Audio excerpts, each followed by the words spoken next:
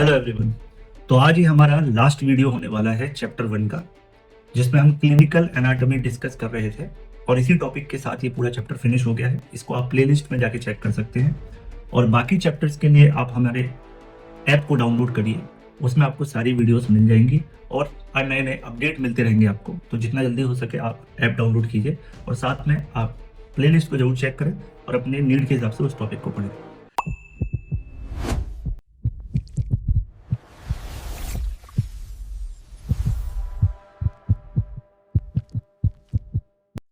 Hello everyone. तो अब इस वीडियो में हम डिस्कस करने वाले हैं कुछ और point related to anatomical terminology for different systems. तो सबसे पहले जो हमने बोन्स के बारे में बोनी सर्विस लैंडमार्क्स हमने देख लिए थे, बोनी फीचर्स पिछले वीडियो में। अब हम बात करेंगे मसल से रिलेटेड। ठीक है, मसल से रिलेटेड कुछ टर्म्स होते हैं जैसे मसल का ओरिजिन, किसी मसल का इंसर्शन, या मसल में बेली वर्ड का क्या मतलब है, टेंडन क्या होता है, रेटिनाकुलम क्या होता है, बर्सा क्या होता है, या साइनोवियल शीथ क्या होता है। तो देखिए, जो किसी मसल का फिक्स अटैचमेंट पॉइंट होता है किसी मेजर बोन के साथ, जो हमेशा फिक्स रहता है, और वो यूजुअली मसल में जॉइंट के मुकाबले प्रॉक्सिमल पोजीशन पर होता है ना। लेकिन एक्सेप्शन है, ऐसा नहीं है ये एकदम यूनिवर्सल लॉ है, नो। जनरली प्रॉक्सिमल होता है मसल का origin. Scapular origin of biceps, तो बाइसेप्स के जो दो हेड है उनमें से एक ओरिजिन कहाँ हो सकता है, स्कैपुला से। ठीक है, तो बाइसेप्स आपकी फ्रंट मसल है। जब आप अपने हाथ को मोड़ते हैं तो फोर आर्म को आप इधर खींच रहे हैं, तो यानी इसका इंसर्शन कहाँ होता होगा, रेडियस पर, है ना। तभी तो मसल पुल करेगी और यहाँ पर जो इकट्ठा हो जाएगा मसल मास उसको बोलते हैं बेली। ठीक है, तो movable attachment point is usually distal like radial insertion of biceps. तो हमें दोनों मसल, हमें आगे जाके एनाटॉमी के हर एक वॉल्यूम में हर सिस्टम की मसल्स का ओरिजिन, इंसर्शन, नर्व सप्लाई और फंक्शन, ये चार चीजें पता होनी चाहिए। तो आपको पहले पता चल गया कि ओरिजिन वो पॉइंट है जहां पर मसल का जो, जहां से मसल ओरिजिनेट हो रही है या जहां पर वो फिक्स रहती है, और जिस पोर्शन को मूव कराती है उसको इंसर्शन कंसीडर करते हैं। ठीक है, बेली या गैस्टर यानी जो थिक या फ्लैशी मिडिल पार्ट होता है मसल का आफ्टर कॉन्ट्रेक्शन, है ना, उसको बोलते हैं हम बेली। ठीक है, तो नॉर्मली जो मसल की मैक्सिमम थिकनेस होती है जब मसल रेस्ट में है उस टाइम पर, और कॉन्ट्रेक्शन में तो फिर और भी ज्यादा उसका कॉन्ट्रैक्ट मतलब थिकनेस बढ़ जाएगी। लेकिन पूरी मसल के डायमीटर में देखें जो थिकेस्ट पॉइंट होता है वो होती है इसकी बेली। टेंडन क्या है, टेंडन फाइब्रस कनेक्टिव टिश्यू है जो मसल फाइबर्स को पकड़ कर रखता है ना, अपनी जगह पर, एक तरीके से प्रोटेक्टिव कवरिंग बनाता है उसके लिए, और उसको अटैचमेंट पॉइंट देता है किसके साथ, बोन के साथ। जैसे होता है एकाइलिस टेंडन, आपने देखा होगा पैर की एड़ी में पीछे की तरफ, ये हील है आपकी, यहाँ पर एक प्रोमिनेंट टेंडन होता है, इसको बोलते हैं एकाइलिस टेंडन। ठीक है, ये टेंडन है कौन सी मसल का, ये आपको मुझे कमेंट सेक्शन में लिख कर बताना है। ठीक, रेटिनाकुलम, रेटिनाकुलम मतलब fibrous band holding the tendon at a place. अगर कॉर्ड के फॉर्म में है तो टेंडन बोल देते हैं, और वो फ्लैट शीट बन जाए तो उसको हम जनरली रेटिनाकुलम बोलते हैं। जैसे हमें फ्लेक्सर रेटिनाकुलम ऑफ रिस्ट, ये स्ट्रक्चर जब हम रिस्ट की एनाटॉमी पढ़ेंगे ये देखने को मिलेगा। वहां पर एक शीट है जो इसको सपोर्ट देगी बाकी फिंगर्स को जाने वाली मसल्स के टेंडन को, उसको टेपिंग करके अपनी जगह पर रखेगी, है ना, ये समझ लीजिए। बरसा, बरसा क्या है, ये किसी जॉइंट के आसपास काफी सारे टेंडन्स और लिगामेंट जाते हैं, तो उनके बीच में जॉइंट के मूवमेंट के टाइम पर फ्रिक्शन ना हो, तो वहां पर fluid filled sac like structure बन जाते हैं टू रिड्यूस द फ्रिक्शन। जैसे सब एक्रोमियल बरसा, ये बहुत कॉमन है, और नी जॉइंट में पटीला के आसपास काफी सारे बरसा आपको देखने को मिलते हैं। बरसा की तरह ही एक शीथ होता है जिसको हम साइनोवियल शीथ भी कई बार यूज करते हैं वर्ड। ये ट्यूब लाइक स्ट्रक्चर है, वो सैक लाइक था, और ये फ्लूइड फिल्ड है, ये भी फ्लूइड फिल्ड होती है, और आपका बरसा भी फ्लूइड फिल्ड होता है, ये इंपॉर्टेंट बात है। बस शेप का फर्क है, वो सैक लाइक और ये ट्यूब लाइक है, सराउंडिंग अ टेंडन। ठीक है, ये टेंडन के आसपास होगा, और जो बरसा है वो दो टेंडन्स के बीच में होगा, उसके आसपास नहीं होगा, टेंडन मसल के या बोन के बीच में होगा। वो कुशन की तरह काम करेगा, ठीक है, और ये कवरिंग की तरह काम करेगा। Tendons in the wrist and the ankle, यानी जहां पर काफी सारी मसल इंसर्ट हो रही है और चीजों को बहुत ज्यादा स्मूथ बनाना है, वहां पर हम ये शीट को यूज करते हैं। नेक्स्ट दो वर्ड बहुत कॉमन है मसल से ही रिलेटेड, एपोन्यूरोसिस और रेफे। पहले समझते हैं एपोन्यूरोसिस क्या है। तो एक ब्रॉड फ्लैट टेंडन शीथ है, ये कैसी है, टेंडन लाइक शीथ है, that connect the muscles to another muscle. एक मसल को दूसरी मसल के साथ अटैच कराना है, बोन के साथ नहीं, मसल के साथ, तो बीच में जो सीट लाइक स्ट्रक्चर होगा उसको हम बोलेंगे एपोन्यूरोसिस। ठीक है, तो ये मसल के साथ ही अटैच नहीं कराता, ठीक है, ये बोन के साथ भी अटैच करा सकता है और फेशिया के साथ भी। फेशिया क्या होती है, स्किन के जस्ट नीचे जो नेक्स्ट कवरिंग होती है फेशिया। जैसे तीन बहुत फेमस आप पढ़ोगे, बहुत फेमस नाम है, पाल्मर एपोन्यूरोसिस, ये वर्ड आएगा आपका जब आप अपर लिम्ब में रिस्ट की स्टडी करेंगे। In the palm, front of palmaris longus tendon, तो पाल्मेरिस लॉन्गस मसल जो है उसके टेंडन के पास आपको ये एपोन्यूरोसिस देखने को मिलेगी। एक है आपका प्लांटर एपोन्यूरोसिस, ये आपको फुट के सोल में मिलेगा, है ना, सोल ऑफ द फुट में मिलेगा, जहां पे ये फुट मसल्स के टेंडन को सपोर्ट करेगा। एक है aponeurosis of external oblique, it forms the part of anterior abdominal wall. आपने देखा होगा जो सामने से हम एब्डोमिनल वॉल को देखते हैं तो उसमें 6 एब्स दिखते हैं हमको, ठीक है। ये मसल्स के टुकड़े जो दिखते हैं उनके बीच में जब आप डायग्राम देखते हैं तो व्हाइट कलर के बैंड दिखते हैं, है ना, इन्हीं बैंड्स को हम क्या बोलते हैं, एपोन्यूरोटिक बैंड, है ना, जहां पर मसल्स आपस में अटैच होती है बाई डायरेक्शनली, दोनों तरफ से, ठीक। एक वर्ड है इसी से मिलता जुलता, रेफे या रेफिस या रेफी, जो प्लूरल टर्म है वो रेफिस या रेफी भी बोलते हैं, और जनरल जो टर्म है वो आपको रेफे, तो इसमें कभी कंफ्यूज होना नहीं है। It is a seem like line, ठीक है, ये बेंड नहीं है, ये तो ब्रॉड स्ट्रक्चर था, ये तो लाइन है सिर्फ, ठीक है। यहाँ तो आपको ब्रॉड बेंड जैसा स्ट्रक्चर दिखेगा एपोन्यूरोसिस में, यहाँ एक लाइन दिखेगी या रिज दिखेगी, एक तरीके का मार्किंग। जैसे मान लीजिए किसी कपड़े में सिलाई हो रखी है अच्छे से, तो सिलाई की जो धागा दिखता है ना, है ना, दो कपड़ों के बीच में आपने पट्टी लगा दी एक अलग कलर की, तो वो तो का एपोन्यूरोसिस, लेकिन धागे की जो सिलाई आपको दिखती है पतली, उसको बोलते हैं raphe. It is form by the union of right and left side of the structures, and generally it is seen in case of muscle और कनेक्टिव टिश्यू, जहां पे दो कनेक्टिव टिश्यू दो अलग अलग साइड से या मसल आकर अटैच हो रही है। ये जनरली आपको मिलेगा कहां पर, टंग में, क्योंकि आपको पता है टंग की जो मसल्स है वो दोनों तरफ से आ रही है, अब वो बीच में जहां फ्यूज होंगी वहां आपको एक लाइन दिखती है टंग में, नीचे की तरफ से और ऊपर, जैसे कि दो स्ट्रक्चर को ऐसे जोड़ा गया है, तो जोड़ने की वजह से जैसे फिंगर्स को जोड़ दिया मैंने इन फिंगर्स को, तो ये जो लाइन दिख रही है इसको बोलते हैं रैफी। तो जो सीम लाइक स्ट्रक्चर है ना, सिलाई की जो लाइन होती है उस तरीके से, पेरिनियल रेफी, पेरिनियल मतलब line on the mid line of perineum, perineum क्या होता है, जहां पर आपके जेनाइटल्स होते हैं, तो आप देखेंगे आपके जेनाइटल्स वाला एरिया के स्ट्रक्चर जो है उनकी जो स्किन है उस पर आपको ऐसे एक लाइन दिखेगी, है ना, जैसे स्क्रोटम पर बहुत क्लियर दिखती है, स्क्रोटम पर और पेनिस के बेस पर, ठीक है, और वजाइना से एनस के बीच में भी आपको ये दिखेगी लाइन।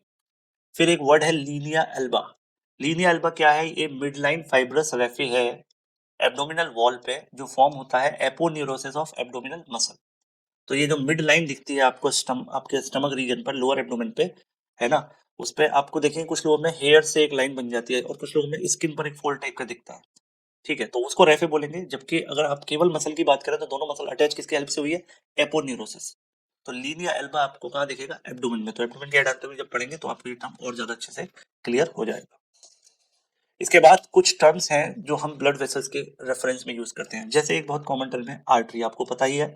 आर्टरी वर्ड हम इसलिए नहीं बोलते क्योंकि वो ऑक्सीजनेटेड ब्लड ले जाता है ना, कई बार स्कूलों में ये चीज पढ़ाई जाती है कि भाई pulmonary artery pulmonary vein are exception, no, they are not exception.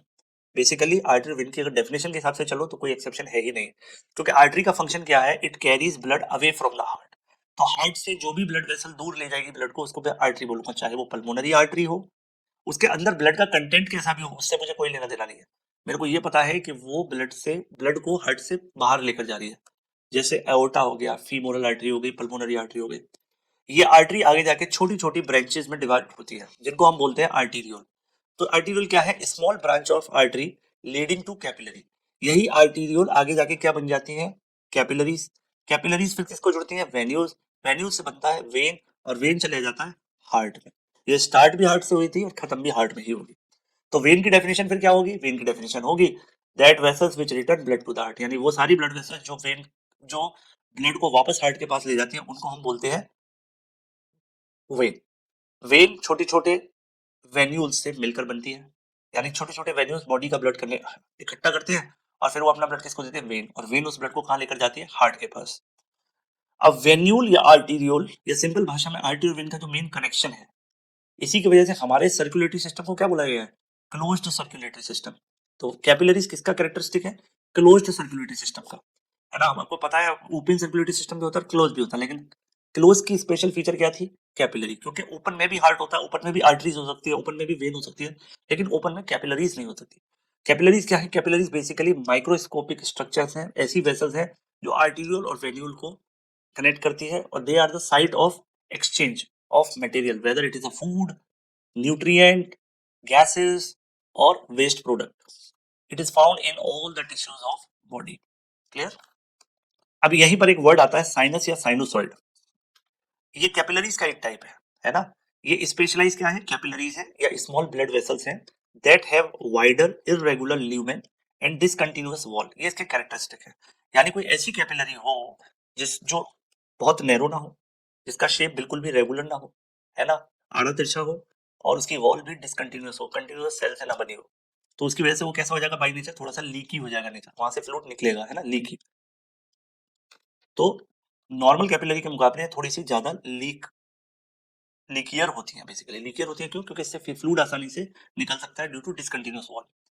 ये स्ट्रक्चर आपको कहाँ सुनने को मिलेगा, जब आप न्यूरो एनाटॉमी पढ़ोगे तो ड्यूरल वेनस साइनस नाम का वर्ड आपको देखने को मिलेगा। वो बेसिकली क्या है, वो ही इसका एग्जांपल है।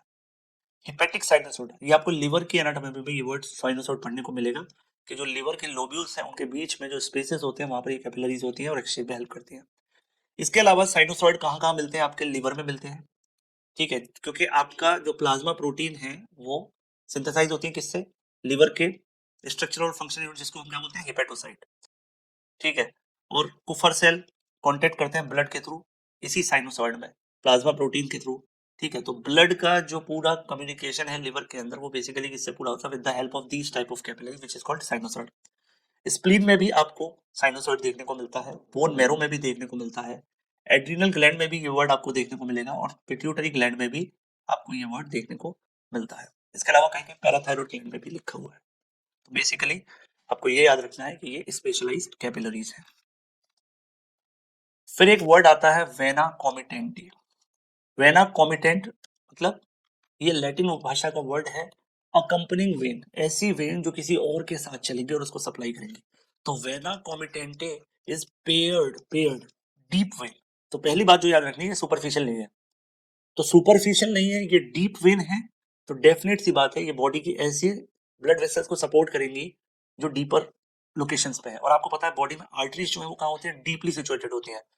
तो ये कोई आर्टरी है, ठीक है, इस आर्टरी के पैरेलल पैरेलल ये वेन चलती हैं ऐसे नेट लाइक स्ट्रक्चर में, ठीक है, connected by cross branches, help in Venus return and heat conservation. इनके दो फंक्शन कौन से हैं, एक तो ये वेन इस आर्टरी की हेल्प से, इसके प्रेशर की हेल्प से, इसमें जब प्रेशर क्रिएट होता है तो ये उसकी वॉल पे भी प्रेशर को ट्रांसफर करते हैं और हीट को ट्रांसफर करते हैं आपस में, हीट कंजर्वेशन का काम भी करते हैं। तो इसको एनाटॉमिकल एफिशिएंट सिस्टम माना गया है। यानी सिंपल सी बात है, किसी भी लिविंग सिस्टम में एफिशिएंसी और इफेक्टिवनेस ही मेन चीज है। तो ये हमारी बॉडी की एफिशिएंसी को बढ़ाता है, उसकी फिजियोलॉजी की एफिशिएंसी को बढ़ाती है, ये ऐसा एनाटॉमिकल स्ट्रक्चर। इंपॉर्टेंट बात याद रखनी है कि जो लार्ज आर्टरीज हैं, जैसे कि आपकी फीमोरल आर्टरी है जो पूरे के पूरे पैर को सप्लाई करेगी, उसकी आगे जाके बहुत सारी छोटी छोटी ब्रांचेस हो जाएंगी। तो उन छोटी छोटी ब्रांचेस को तो ये वेना कॉमिटेंट उसके साथ रहेगा, लेकिन फीमोरल आर्टरी के साथ, यानी मेन जो पेरेंटल आर्टरी है जो पूरे पैर को सप्लाई करेगी स्टार्टिंग पॉइंट, वहां पर आपको ये देखने को नहीं मिलेगा। ऐसे ही हाथ के लिए जो मेन आर्टरी है वो है आपकी एक्सिलरी आर्टरी, जो आगे जाके आपकी ब्रेकियल आर्टरी और रेडियल आर्टरी, फिंगर आर्टरी में डिवाइड हो जाएगी। लेकिन axillary artery do not accompanied by vena comitant, क्योंकि इन बड़ी वाली जो सबसे बड़ी वाली आर्टरी है, जैसे पैर के लिए फीमोरल आर्टरी और हाथों के लिए axillary artery, they have their single companion which is single large when, ठीक है। इनको अपोजिट डायरेक्शन में जाने वाला क्या है, लार्ज वेन। जैसे फीमोरल वेन और फीमोरल आर्टरी की अपोजिट होती है फीमोरल वेन और एक्सिलरी की अपोजिट होती है एक्सिलरी वेन। तो इनके लिए वेना कॉमिटेंट नहीं होते। बेसिकली ये मीडियम साइज वाली जो आर्टरी है डीपली सिचुएटेड उनके साथ होते हैं, ठीक है। वेना कॉमिटेंट की अगर आप सिंपल एग्जांपल देखो तो आपको पता है radial artery, ulnar artery, brachial artery, ये तीनों के तीनों एक्सिलरी आर्टरी से ही अराइज हुए हैं। फिर आपकी tibial artery, posterior tibial artery, fibular या पेरोनियल आर्टरी, डीप फीमोरल, ये इंपॉर्टेंट बात है, मैंने क्या कहा था फीमोरल आर्टरी, लेकिन यहाँ बात लिखिए डीप फीमोरल जो है उसके लिए वेना कॉमिटेंट आपको मिलेंगे। और ये वेना कॉमिटेंट के नेम है, चाहे तो आप स्क्रीन पर पढ़ सकते हैं, जैसे radial vena comitant, ulnar vena comitant, brachial vena comitant. ये आप डिटेल में पढ़ेंगे जब आप रीजनल एनाटॉमी पढ़ेंगे, ठीक है, रीजन वाइज, है ना, ग्रॉस एनाटॉमी के डिस्कशन में हम इन सब चीजों को देखेंगे। क्लियर। तो यहाँ पर आपको पता चल गया वेना कॉमिटेंट बेसिकली अकम्पनिंग वेन है जो किसी भी आर्टरी, डीप सिचुएटेड आर्टरी के साथ रहेगी। और ये जो खुद है वेना कॉमिटेंट ये भी कभी सुपरफिशियल नहीं होंगे। जनरली वेन कैसी होती है, सुपरफिशियल, तो ये भी कैसे होंगे, डीप। अब एक पॉइंट आता है वासा वेसोरम, लैटिन वर्ड है वेसल्स ऑफ द वेसल। यानी कुछ बड़ी ब्लड वेसल्स हैं वो इतना काम कर रही हैं कि उनको खुद को काम करने के लिए ऑक्सीजन और न्यूट्रिशन चाहिए, तो उनको कंटिन्यूअस सप्लाई देनी पड़ती है ब्लड की, तो उनको ब्लड सप्लाई देने वाली वेसल्स का नाम है वासा वेसोरम। तो vasa vasorum are small blood vessels that supply the wall of large blood vessel and it is supply for both arteries and vein. They are essential for nutrition of large blood vessels and play role in the vascular disease. अच्छा, इनमें ये एक चीज के लिए दिक्कत है कि जब भी वेस्कुलर डिसीज होगा, है ना, ब्लड वेसल से रिलेटेड कुछ डिसीज जैसे होते हैं, तो उसमें इन वाली ब्लड वेसल्स का बहुत रोल रहता है, ठीक है, दे गेट कॉम्प्रोमाइज्ड, है ना। अगर इनमें कॉम्प्रोमाइज हो जाए या इनके अंदर कोई दिक्कत आ जाए, डेफिनेट सी बात है जो बड़ी वाली आर्टरी या वेन है जिनको ये सप्लाई करते हैं, उनकी परफॉर्मेंस खराब होगी। क्लियर। अगर मैं एग्जांपल्स की बात करूं तो एओर्टा के पास आपका प्रोमिनेंट वासा वेसोरम देखने को मिलता है, पल्मोनरी आर्टरी में देखने को मिलता है, लार्ज वेन जैसे सुपीरियर इंफीरियर वेना कावा है, फीमोरल वेन है, एक्सिलरी वेन है, इनमें देखने को मिलता है। और आपका सबसे इंपॉर्टेंट बात है हार्ट, क्योंकि हार्ट आपका कंटिन्यूअसली वर्क कर रहा है, तो हार्ट की जो आर्टरी है जिनको कोरोनरी आर्टरी है, उनके पास भी वासा वेसोरम देखने को मिलता है, क्योंकि उनकी वॉल को भी कंटिन्यूअस सप्लाई चाहिए। क्लियर। तो यहाँ पे आप देखिए, बिना टाइम खराब किए हुए हम देखते हैं कि 18, 19, 20 पॉइंट पे क्या वर्ड यूज किए गए हैं। वहां वर्ड यूज किए गए हैं अल्सर, साइनस और फिस्टुला। चलिए अब देखते हैं कि अल्सर, साइनस और फिस्टुला में बेसिक डिफरेंस क्या है। तो यहाँ पे पहले मैं डेफिनेशन पे ध्यान दूंगा। तो अल्सर बेसिकली एक सरफेस का डिफेक्ट है, यानी किसी भी स्किन या म्यूकस मेम्ब्रेन के अंदर का डिफेक्ट जो होता है उसको बोलते हैं आपको अल्सर। यानी जहां भी स्किन की या हमारी बॉडी की कवरिंग की कंटिन्यूटी खत्म होती है ड्यू टू इन्फ्लामेशन, वहां से जो टिश्यू है, जो सेल है, वो हट जाते हैं, उसको हम बोलते हैं अल्सर। सबसे कॉमन एग्जांपल आपको देखने को मिलता है पेप्टिक अल्सर, है ना। जिन लोगों को हाइपर एसिडिटी रहती है उनको peptic pulse related to stomach, है ना, स्टमक में अल्सर बन जाते हैं। डायबिटिक फुट अल्सर, जिन लोगों को हैवी डायबिटीज हो जाती है उनके अंदर भी ये आपको अल्सर देखने को मिलते हैं उनके पैरों में। साइनस, साइनस का मतलब है एक blind ending track, it is a track from a surface into a tissue. यहाँ पे तो केवल देखिए, ये स्किन की कंटिन्यूटी है, ये कंटिन्यूटी खत्म हुई और यहाँ पर क्या बन गया, डिफेक्ट, ये हो गया अल्सर। अल्सर जनरली बहुत ज्यादा डीप नहीं होता, लेकिन अगर इसमें ऐसे करके पूरा स्पेस बन जाए तो ये बन गया एक ट्रैक, इसको बोलते हैं साइनस। जनरली आपको पाइलोनाइडल साइनस देखने को मिलता है। It is a small pit और tunnel that form in the skin near the top of the buttock, often containing hair and leading to collection of pus. मतलब होता क्या है कि मान लीजिए ये किसी का वेस्ट एरिया है और ये उसके बटक रीजन है, ये लेग्स हो गए। तो यहाँ लाइन जो बनती है, दोनों हिप्स के बीच में जो लाइन बनती है, यहाँ पर कई बार हेयर्स होते हैं और उन हेयर्स के रूट में इन्फेक्शन होने की वजह से पस पड़ जाता है, तो इसी को हम बोलते हैं पाइलोनाइडल साइनस। क्लियर। एक होता है डेंटल साइनस, कुछ लोगों के गम्स में भी इस तरीके के, जिसको सिंपल भाषा में गम बॉयल भी बोलते हैं डेंटिस्ट, ठीक है, वो कई बार हमारे टीथ के रूट साइड में भी पस पड़ जाता है, ठीक है। एक वर्ड है fistula. Fistula is abnormal connection between two surface of an organ, ठीक है, किसी भी ऑर्गन के दो सरफेस के बीच में कनेक्शन बन जाए। सबसे कॉमन आपको देखने को मिलता है एनल फिस्टुला। जैसे सबसे पहले क्या होता है, पाइल्स, जिनको हम जनरली बोलते हैं हीमोरॉइड। जब ये बहुत ज्यादा बढ़ता चला जाता है तो बाद में ये किसमें कन्वर्ट हो सकता है, फिस्टुला में। फिस्टुला क्या है, it connect the end of the bowel यानी anal canal to the skin near the anus, usually due to the previous abscess leading to persistent discharge. अब होता क्या है कि मान लीजिए ये किसी का एनस है और एनस की वॉल डैमेज हुई और ये एनस की नेचुरल ओपनिंग है और ये इसके आसपास की स्किन है, तो ये इसमें से ये रास्ता बना के बाहर दूसरी रास्ता बन जाएगा यहाँ से, ये ऐसे, और इस रास्ते के थ्रू पस वगैरह ड्रेन होने लगेगा। यानी मेन नेचुरल ओपनिंग से ना होके एक और ओपनिंग का हो जाना, इसका मतलब है फिस्टुला, ठीक है। तो ये तीनों वर्ड क्लियर हुए आपके। चलिए नेक्स्ट एक वर्ड आता है 21 नंबर पे दे रखा है, डीजेनरेशन। डीजेनरेशन का मतलब क्या है, जरा इसको देखते हैं। डीजेनरेशन का मतलब है डेटोरिएशन या कह सकते हो डैमेज ऑफ द सेल और tissue leading to impaired function. जब कोई टिश्यू या सेल डैमेज हो जाएगा तो वो अपना प्रॉपर फंक्शन नहीं कर पाएगा। ऐसा जनरली कब देखने को मिलता है, ऐसा या तो एजिंग के टाइम पर देखने को मिलता है ना, जैसे जैसे आपकी एज बढ़ जाती है, ठीक, या किसी डिसीज में, या कोई मेटाबॉलिक या विटामिन की, मल्टीविटामिन की कमी हो जाए बॉडी में, तब भी। It is often reversible. Important बात है, डीजनरेशन रिवर्सिबल होता है कब, अर्ली स्टेज पे। इंडिया की सबसे बड़ी प्रॉब्लम फैटी लीवर, आपने बहुत सुना होगा अपने आसपास फैटी लीवर, ये भी एक तरीके का डीजनरेशन है। किसका, हेपेटिक स्टीटोसिस, क्या बोलते हैं इसको, हेपेटिक स्टीटोसिस, फैटी लीवर, लेकिन मेडिकल टर्मिनोलॉजी क्या है इसके लिए, हेपेटिक स्टीटोसिस। ऐसे ही एक होता है अथेरोस्क्लेरोसिस, यानी आर्टीरियल वॉल का डीजनरेशन, बहुत ज्यादा कोलेस्ट्रॉल जमा हो जाने से हो जाता है। कार्टिलेज डीजनरेशन, जैसा ऑस्टियोआर्थराइटिस में ओल्ड एज में हो जाता है ना, ओल्ड एज में आपको कौन सा होता है, ऑस्टियोआर्थराइटिस। तो उसमें आपके जो घुटनों का और मेन वेट बेयरिंग जॉइंट है, जो बड़े बड़े जॉइंट है, हिप जॉइंट और घुटने, इनका जो कार्टिलेज है वो खिंच जाता है, ठीक है, यानी डीजेनरेट हो जाता है। लेकिन इंपॉर्टेंट बात है कि अगर अर्ली स्टेज में पता चल जाए तो ये जो स्टेप है ये रिवर्सिबल है। इसके बाद डीजनरेशन से रिलेटेड कुछ कॉन्सेप्ट हम देख रहे हैं। डीजनरेशन वर्ड कहाँ से आया, बेसिकली यह है वर्ड रीजनरेशन से। रीजनरेशन का मतलब होता है tissue replacement with normal cell after injury.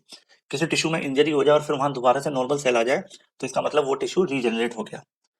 फिर एक वर्ड होता है इसी से रिलेटेड नेक्रोसिस। नेक्रोसिस का मतलब होता है सेल डेथ। नेक्रोसिस का मतलब होता है सेल डेथ।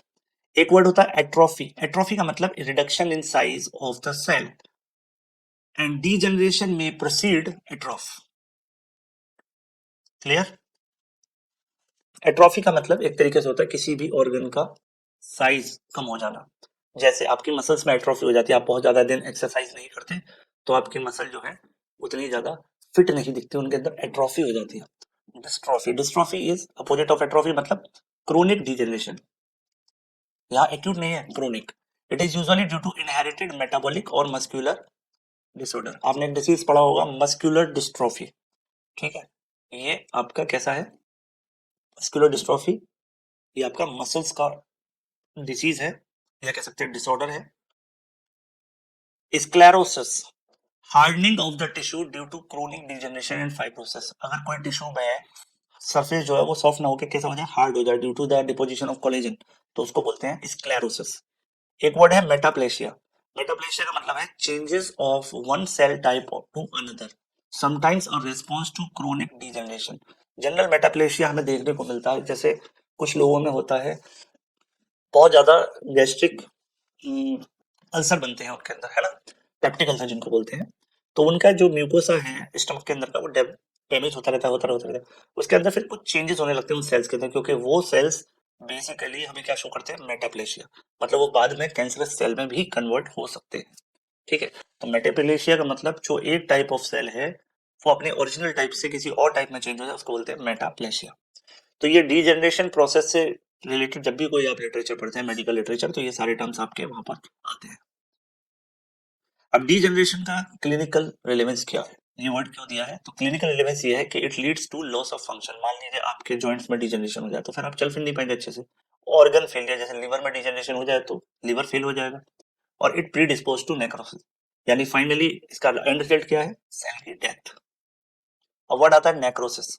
तो नेक्रोसिस का मतलब होता है डेथ ऑफ अ सेल और tissue in a living organism. कोई लिविंग बंदा है उसके अंदर सेल और टिश्यू की डेथ हो जाना ड्यू टू डिसीज, इंजरी और लैक ऑफ ब्लड सप्लाई। सबसे इंपॉर्टेंट बात है it is often pathological. Pathological means ये होता किस वजह से, पैथोजन की वजह से। और पैथोजन क्या हो सकते हैं, बैक्टीरिया हो सकता है, वायरस हो सकता है, फंगस हो सकता है, हेलमिंथ हो सकता है, प्रोटोजोआ हो सकता है, कुछ भी हो सकता है, ठीक है। और इसमें जो सिम्टम दिखेंगे वो कैसे दिखेंगे, उसमें आपको क्या दिखेगा, साइन और सिम्टम्स के लिए आपको उसमें इन्फ्लामेशन दिखेगा उस टिश्यू में, पहले इन्फ्लामेशन होगा, धीरे धीरे उसकी डेथ होगी। एक वर्ड है नेक्रोसिस से जो बहुत ज्यादा कंफ्यूज करता है वो है एपोप्टोसिस। एपोप्टोसिस मतलब ये नेचुरल है, ठीक है, it is a programmed cell death, normal controlled process for removing unwanted और डैमेज सेल। ये हमारी बॉडी में कंटिन्यूअसली चलती रहती है एपोप्टोसिस, ठीक है, प्रोग्राम्ड सेल डेथ, ये नॉर्मल ग्रोथ एंड डेवलपमेंट का हिस्सा है। तो इसीलिए इनका डिफरेंस अगर मैं नेक्रोसिस से निकालूं तो एपोप्टोसिस इज फिजियोलॉजिकल, है ना, ये फंक्शनल एस्पेक्ट है, जबकि नेक्रोसिस कैसा है, पैथोलॉजिकल। तो दोनों में ही सेल की डेथ हो रही है, लेकिन एक फिजियोलॉजिकल नॉर्मल है और एक एबनॉर्मल है। फिर एक वर्ड आता है 23 नंबर पे दे रखा है गैंग्रीन। गैंग्रीन का मतलब होता है death of body tissue usually due to severe infection, ischemia और ट्रॉमा। इस्कीमिया मतलब ब्लड सप्लाई हैम्पर हो जाना किसी जगह की।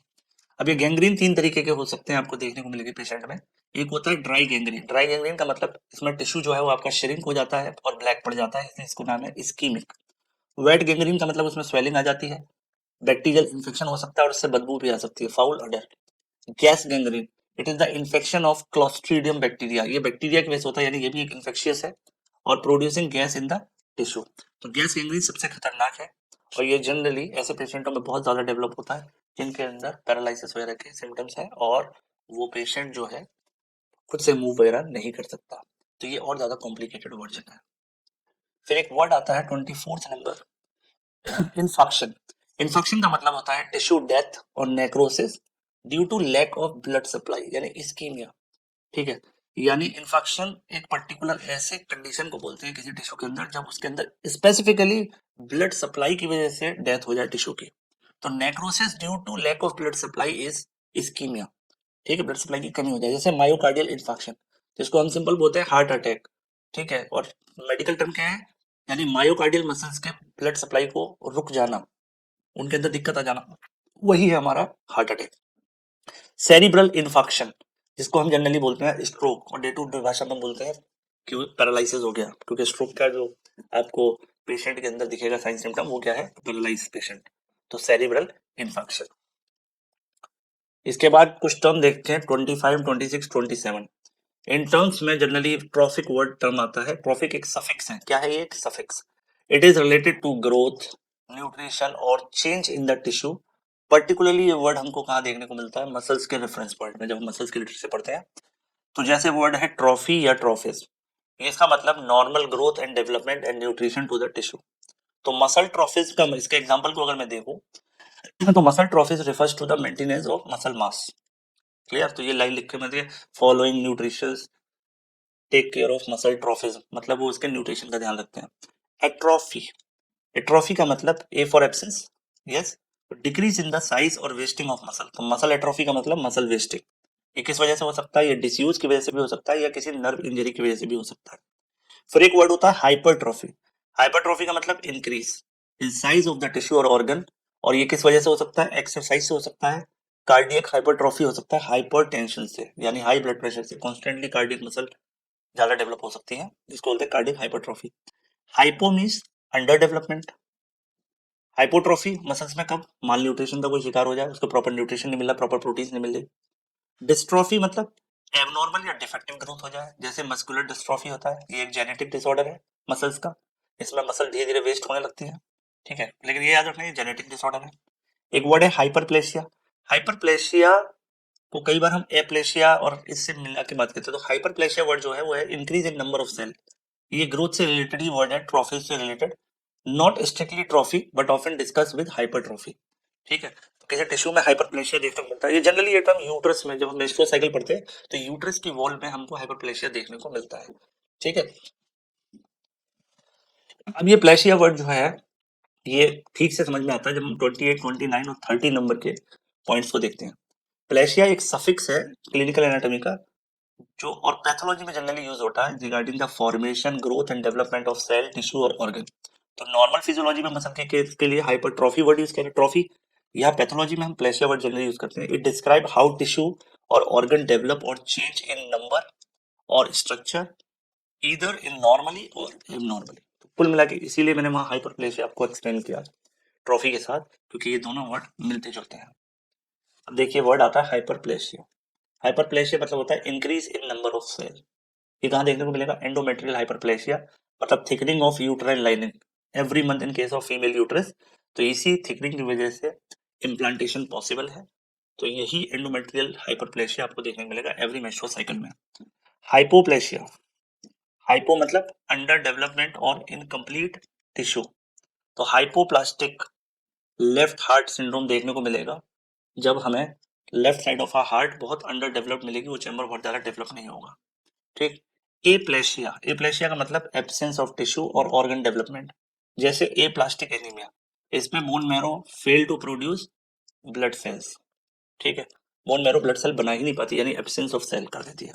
डिस्प्लेसिया, डिस्प्लेसिया मतलब abnormal development of cell, tissue और ऑर्गन। ये कहाँ देखने को मिलता है हमको, सर्वाइकल डिस्प्लेसिया जैसा नाम देखने को मिलेगा। इसमें क्या होगा, एबनॉर्मल सर्वाइकल सेल में बी प्री कैंसरस। ये किस सर्वाइकल की बात कर रही है, ये फीमेल के यूट्रस का जो लास्ट पोर्शन होता है उसको बोलते हैं सर्वाइकल। तो वहां पर सर्वाइकल कैंसर बहुत कॉमन है इंडिया में फीमेल्स में। तो वहां पर जो चेंजेस होने शुरू करते हैं कैंसर होने से पहले, प्री कैंसरस, उनको बोलते हैं हम सर्वाइकल डिस्प्लेसिया। एक वर्ड है मेटाप्लेशिया। मेटाप्लेशिया का मतलब मैंने बताया था transformation of one cell type into another. ये स्क्वेमस मेटाप्लेशिया देखने को मिलता है respiratory epithelium due to smoking. ठीक है, जो स्क्वेमस सेल होते हैं जनरली वो थिन होते हैं, तो हमें गैसियस एक्सचेंज में हेल्प करते हैं। अगर उनका डायमेंशन चेंज हो जाए, वो क्यूबोइडल हो जाए, कॉलमनार हो जाए, तो फिर ये गैसियस एक्सचेंज आसानी से नहीं होगा। तो ये चेंजेस आपको किन में देखने को मिलते हैं, स्मोकर्स में। एक वर्ड है नियोप्लेशिया, नियो मीन्स न्यू। तो न्यू या एबनॉर्मल या अनकंट्रोल ग्रोथ ऑफ सेल जिसको हम बोलते हैं सिंपल भाषा में ट्यूमर फॉर्मेशन, कहीं पर ट्यूमर फॉर्म हो जाए, तो इसीलिए न्यूप्लेसिया मतलब ट्यूमर फॉर्मेशन, यानी एक एबनॉर्मल टाइप के अनकंट्रोल्ड ग्रोथ हो जाए सेल में, उसको हम बोलते हैं न्यूप्लेसिया। इसके अलावा 32 से 36 के बीच में कुछ टर्म्स दे रखे हैं जो स्टार्ट होते हैं पैल्सी वर्ड से, पैल्सी या पैरालिसिस। ठीक है, पैल्सी या पैरालिसिस। देखिए, तो पैल्सी या पैरालिसिस वर्ड का मतलब क्या है? पहले तो यह है कि loss of voluntary muscle movement. मैं यहाँ इनवॉलंटरी की बात नहीं कर रहा, कौन सा?